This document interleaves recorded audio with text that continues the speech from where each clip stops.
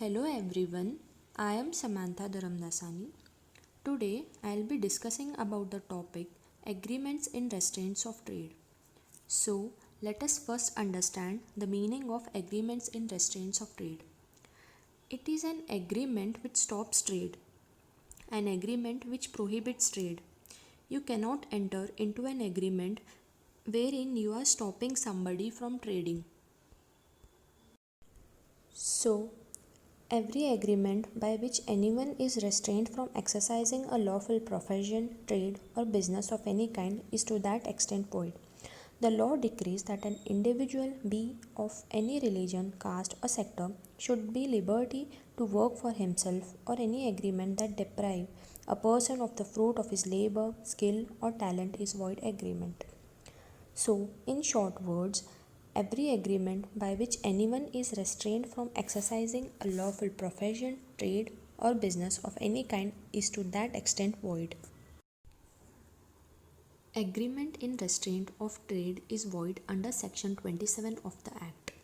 That is, any agreement that debars one person from starting or continuing his trade or profession in return for some consideration is void.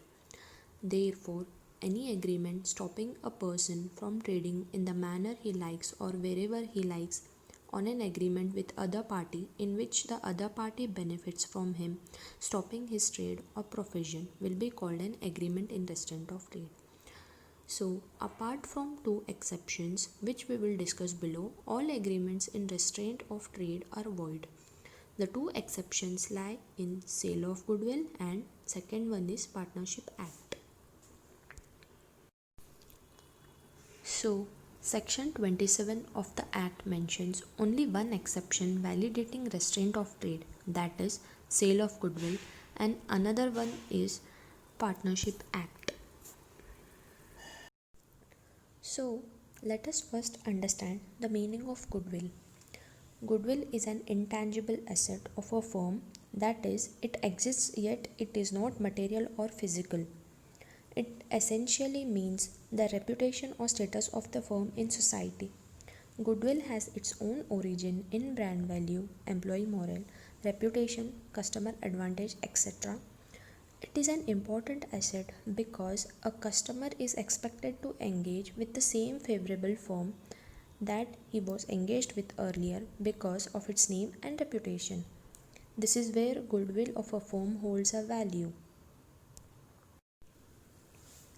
Like other assets of the firm, the goodwill of the firm can also be sold. Once the goodwill of a firm is sold, the buyer acquires some rights.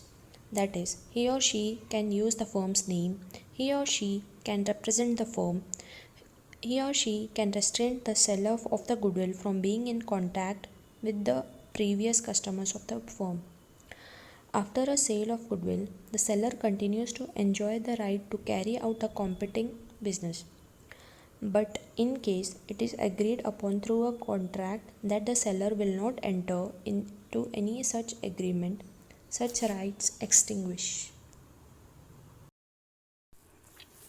There are certain conditions that make a restraint of trade during a sale of goodwill valid.